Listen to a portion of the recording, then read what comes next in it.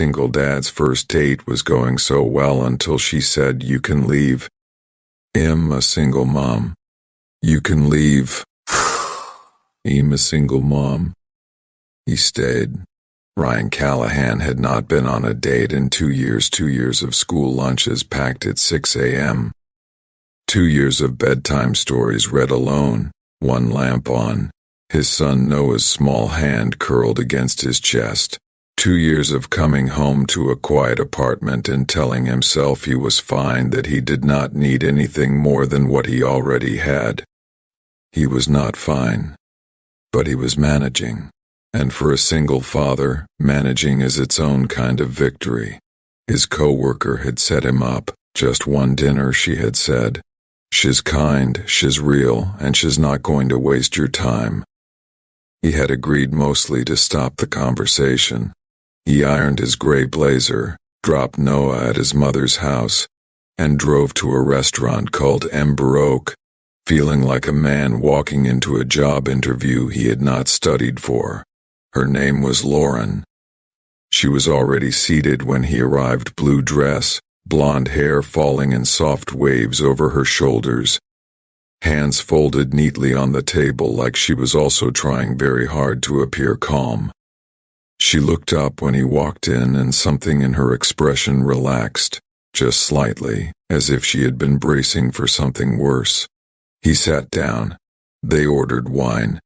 And within 10 minutes, Ryan Callahan forgot that he had been nervous at all. The best conversation had had in years. Lauren was funny in the quiet, unexpected way that sneaks up on you.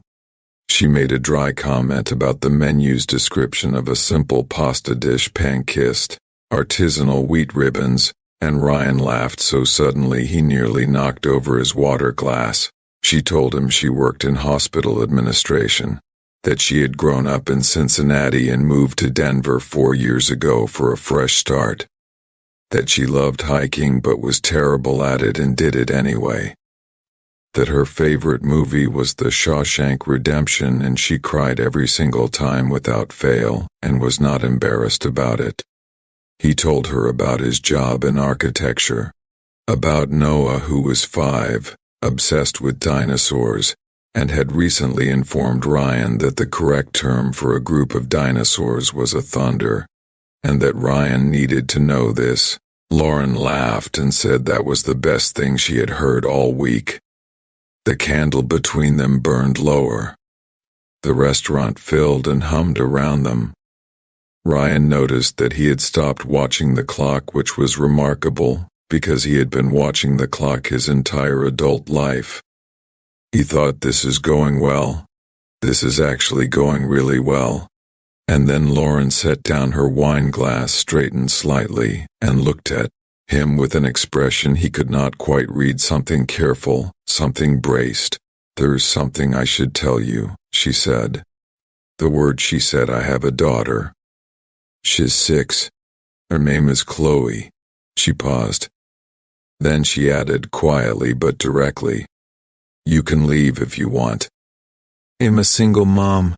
I know that's not what everyone is looking for, and I would rather you go now than 3 months from now. So no hard feelings. You can leave." She said it like she had said it before, like she had practiced it, and had learned to deliver it cleanly, without flinching, because flinching made it worse. Ryan looked at her. He looked at the candle, at his wine glass, at the small rose in the narrow vase between them, slightly wilted at the edges, still trying. He thought about Noah, about the way his son slept with one dinosaur tucked under each arm, about the school drop-offs and the ear infections and the Wednesday nights when Noah asked where Mommy was, and Ryan had to find new ways to answer a question that had no good answer. About every morning he had woken up and chosen to keep going anyway. He thought about what it had cost her to say those words. To sit across a table from a stranger and offer him an exit before he could take one on his own terms. To be that honest, that unguarded, that quietly brave. He picked up his wine glass. "I have a 5-year-old son," he said. "His name is Noah." He believes dinosaurs are still alive somewhere in the Amazon, and I don't have the heart to tell him otherwise. Lauren blinked. And I am not going anywhere, Ryan said, unless you want me to. But I don't think you do. For a moment, she said nothing.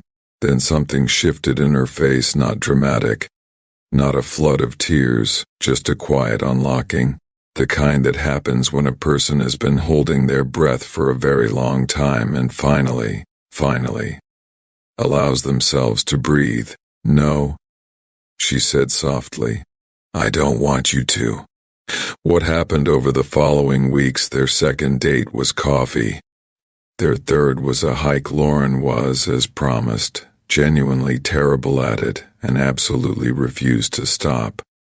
Ryan kept pace beside her, pretending the trail was harder than it was so she would not feel embarrassed, and she knew exactly what he was doing and loved him a little for it. On the fourth week, Noah met Chloe. Ryan had been nervous about it. He had explained it to Noah simply. A friend of mine has a little girl. Her name is Chloe. She likes art and butterflies. Noah had considered this seriously. Does she know about dinosaurs? Probably not as much as you. Okay, Noah had said, satisfied. I'll teach her. Chloe arrived holding a drawing. She had made a purple butterfly with enormous wings and a small smiling face. She handed it to Noah without a word, with the directness only young children possess. Noah studied it for a long moment. Then he went to his room and came back with his favorite dinosaur book and placed it in her hands. Lauren and Ryan stood in the kitchen doorway, watching, not speaking. I think they are going to be okay, Lauren said quietly. Yeah, Ryan said. I think we all are. The night he understood everything 6 weeks in, Ryan was putting Noah to bed when his son asked, out of nowhere, Dad, is Lauren going to be my mom? Ryan was quiet for a moment. I don't know yet, buddy. We're just getting to know each other. Noah thought about this. I like her. She laughed at my dinosaur voice. She did, Ryan agreed. Dad? Yeah? I'm glad you didn't stay home. Ryan turned off the lamp. He sat in the dark for a moment beside his son's bed, listening to Noah's breathing slow into sleep. He thought about Lauren's words across the candlelit table. You can leave. I'm a single mom. He thought about every person who had taken that exit. Every person who had heard those words and decided the story was too complicated, the baggage too heavy, the road too long. He thought about what they had walked away from. And he thought about what he would have missed, Noah and Chloe trading dinosaur books and butterfly drawings on a Sunday afternoon. Lauren laughing on a terrible hiking trail, the way a dinner for two can become, slowly and quietly and beautifully. The beginning of something that feels like home. What came after Ryan and Lauren did not rush. They built it slowly, the way things worth keeping are always built carefully, honestly. With full knowledge of what each of them was bringing to the table and full acceptance of it anyway. Chloe learned what a triceratops was. Noah learned to draw butterflies badly but enthusiastically.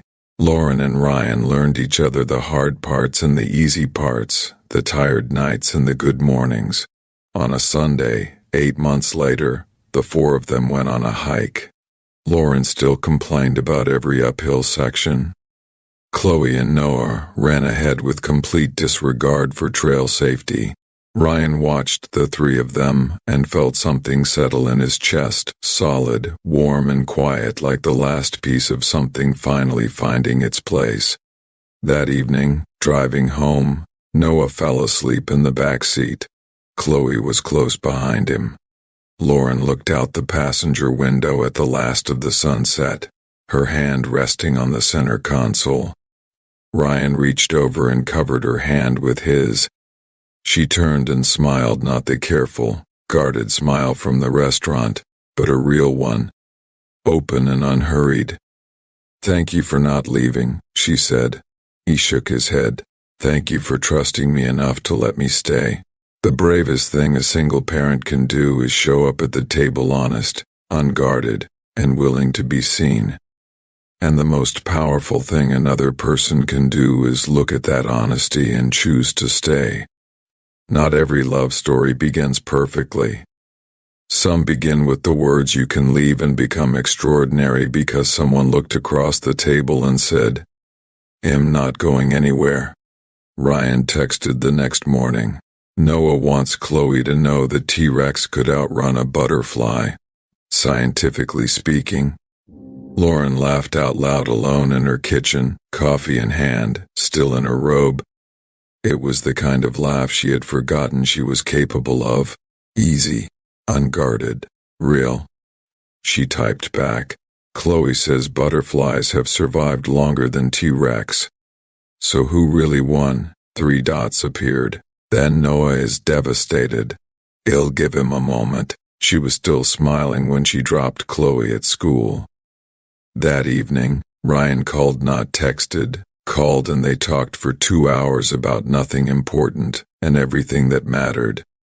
Childhood memories, bad decisions they didn't regret, the strange, exhausting, beautiful weight of raising a child alone. At one point Lauren said, "I keep waiting for you to realize this is too much." Ryan was quiet for a moment. "Lauren," he said, "I am a single dad who packs dinosaur-shaped sandwiches at midnight. Nothing about you is too much." She didn't respond right away. She was too busy feeling something she had almost stopped believing in. Hope. Their third date was supposed to be simple, coffee, casual, no pressure. But when Ryan arrived at the cafe and saw Lauren already seated, hair down, hands wrapped around her mug, laughing softly at something on her phone, simple flew right out the window. He stood in the doorway for 3 full seconds before she looked up. "You're staring," she said. "I'm appreciating," he corrected, sitting down. She rolled her eyes, but she was smiling. They talked for 3 hours. The coffee went cold. Neither of them noticed. At some point the afternoon light shifted golden through the windows and the cafe emptied around them, and still neither of them moved. Walking to their cars afterward, their hands brushed once, twice, and neither pulled away. At her car door, Lauren turned. Ryan was already looking at her.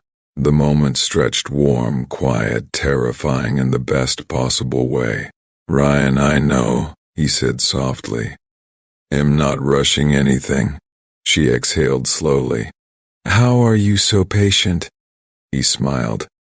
"Because you're worth being patient for."